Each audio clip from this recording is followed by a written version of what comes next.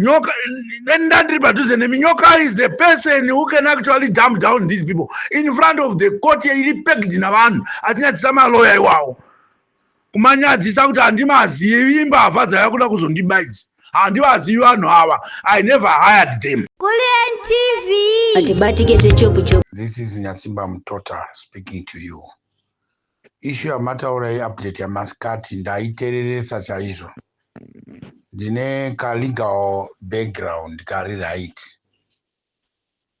Kana nyoka asingadi maloya matsvaya hazvinetsiba. Iwewe, the best you can do, advise nyoka kuti kana apinda mukoti iye personally anosimudza ruoko kudai so. Asimudza ruoko achanzi yes anoda kutaura. Lawyer oenda kwaari obva ada kuti zvanoda kuti take notes from him. Iye oramba oti no. Your worship, I don't know these lawyers are. I've never hired them. I believe that they are coming from the Zimbabwe intelligence. I don't need them. I need my original lawyers. These people are coming to hoodwink the court. In actual fact, what they are doing is a fraud because I did not hire them. None of my relatives have hired them. They want to trade me out. So the court then can answer is it's an act against these lawyers. There's no way you could court of law properly constituted. Ingarega man makuna kalala chindia mberi zokuti nyayo chindi yongotongwa nelawyer wasingadi. Ndiro rinonzi drama chairo. Hakuna lawyer kadaro. Uyu ane mvumo ndiye musungwa uyu. He has got his rights. Yokuramba maloya iwawo in front of people. Alva umaramba in front of the court. Kuti andiazive. This is a ploy by the regime in order to trade me out so that the court will agree with whatever they will present, which in a way will enable them to take me away from South Africa. I'm working with my lawyers attached to Gambakwe. This is what they must just do. Simple, very simple. It's a small issue. You're not going to cause a lot of noise. You understand, my brother? Coordination.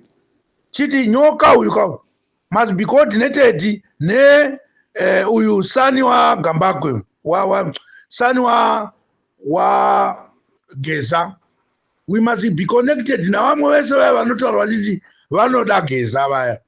We must be coordinated. Even tiri kuhondo ewo veteran ini. Taita coordinated. Kunatsa kutaurirana kuti toda kuti ataka pakati tigodai. Zvikatadze njake kuti uyu ndoda kuziva ndenda ndakadai. Uyu ati ndoda kuziva ndenda ndakadai. Hazvisandi brother Gambakwe. The best thing chinetika paupenyu huno chandoziva chinoshanda is to deny zvandotokutaurira itai izvozvo mugokoniwa mukozondibvunza kuti aiwa ndimakatipa advice iyoyo. Uyu nyoka must deny.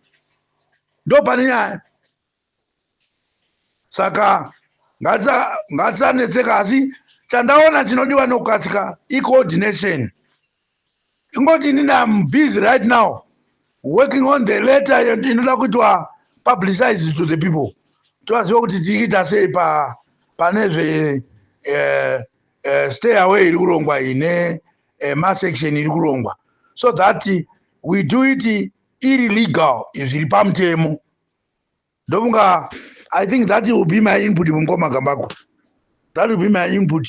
If you want, you can put it to the country. You can put it on air so that others can hear and give us their own opinion. Because vakuru vedu vakataura vakati rume rimwe harikombi churu. Mazano marairano. Tova kubatsirana namazano. Zvinhu zvedu kuti zviendeke mberi.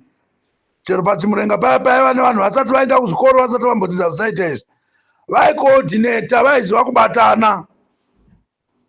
Kana usingazivi chinonzi kubatana, ukaenda pakembi yamasoja chimbotirai kurohwa nemba maoko, ona zvinoitika ipapo. Vanenge vakabatana, vakatrainwa kubatana. Saka isusuwo on our side ngatidzidze kubatana. Ndosaka vana Mugabe vati pamberi nokubatana. Vaiziva zvavaitaura, kana makabatana munoita zvinhu chinobuda. Apa ndinoona vanhu vanoda kuita mukarirano nokumhanyira kukambira kuti ndikonzi ndindagona. Iyo haisiyo. Chinangwa chedu ndochokuti tibudirire parevolution yatiri kuita. Sokuti ndindagona is something else. Awagona futi panapa pana munhu wana anogona. Tinoda munhu anotaura language yekuti timu yagona, kwete kuti munhu wagona. Munhu anongotaura kuti ndagona haagoni. Ndo tiripo. Ngatisadaro zvokuda kukambira. Even kwenyu kumanyuzi ikoko ugambakwe navamwe vako munoita navavo. Kutukana kwamunoita nokuzonyomba kwamunoita kunotibvisa focus yedu kuti ibve pa main issue iri important. Tichitaza zvinhu zvisina nebasa rese. Imi motukana vanhu venyuzi, tinoshandisa imi tikabvisa trust yedu pamu. Hapasina zvatichitaura panapa. Hapana. Takungoshanda tiita setinohata tichikweserana. Hazvisi right. Imi vanhu venyuzi, gadzirisana imi mugare zvakanaka. Musatukana. Musachinja focus yedu kubvisa pazvinhu zviri important. Musatrade nokutengesa vanhu. Aiwa. Vanhu vese venyuzi musaita izvozvo. Ndiri kurayira ini, ndiri munhu wabva zera ini. Itai zvinhu zvinoita kuti revolution yedu ibudirire zvakanaka. Zviri above board, zviri pamutemo. Kana wakaona totukana ndinzwa mapenzi aya. Nazvino tetaita mapenzi ka. Kutukanirana chini agamba. Siyanai nokutukana. Ndakamboudza uya Gezasi Sani uya akanditeerera ndakamunzwa kutaura pa air kuti no. Ndateerera zvandadzonwa muakuru handiti. Iye zvino ndiri kuudzai wegambakwe. Navamwe venyu vamunotukana navo vese vaya. Siyanai nokutukana varume. Tiite revolution. Remember, you are very key, you guys, media. Very key, because mukatukana imimi information yatakuwana ya distorted, vamwe kudhautai hatichabudi. Handi mazona. Imi itai basa. Vanotukana tichazodza nyika yese kuti munhu anoda kutukana ngatite dump down ningi yake, studio yake, tobva tatosiya, hatitauri naye nezvake, hatikomendi paplatform yake, nokuti munhu iye unoda kukonzera mayhem, unoda kukonzera kukonana kwavanhu. Hatidi vanhu vemedia vanotukana, hatizvidi isu. Tinoda vanhu vemedia vakabatana, ndokuti chinangwa chedu chiende mberi. Vanhu vemedia tinovada singaiti, Kambakwe tinokuda singaiti, Kuliendi tinomuda singaiti, uya unonzi Tatuva tinomuda singaiti, vese venyu vemedia tinovada, asi muzochenjera kuti mukati menyu makaiswa zvigananda. Saka tikazoona vanhu votukana toti kuda ndozviyo vanhu vaya vane mhoti dzezvigananda. Saka isu hatizodi kushanda navo. Nokuti iyo zvinyaya yanyoka kwayakutireda ichinda uko yakutondoshayiwa direction nyaya iyi, ndo zvandinoona inini. Kutofa koda kutoita nyaya iyi muchingotukana ipapapo. Isu vanhu veZimbabwe tingoita zvina basa rese. Kuti kodzi kuno munhu wazoisa lawyer raanoda. Unoisa lawyer raanoda ndiani? Nyoka ndandiri padhuze nemi. Nyoka is the person who can actually dump down these people in front of the court. Iri pegged navanhu atinyadzisa malawyer iwawo. Kumanyadzisa kuti handimazivi imbavha dzayakuda kuzondibaidza. Handivazivi vanhu ava. I never hired them. Tikuona kuti vanoramba vachimiririra here. Ndotokutaurirai. Chimbozvizamai. Zvizama kuitwa in good time. Date redu rekoti ratasvika. Uyo anogona kutokumbira kuvakuru vokupresidency ikoko kuti amboenda kukoti. Ano application ada kuenda kukoti kundoita. Onoita in person application yake kuti no. Vanhu vandivikira malawyer ndisingazivi. Masi aiwo handadi.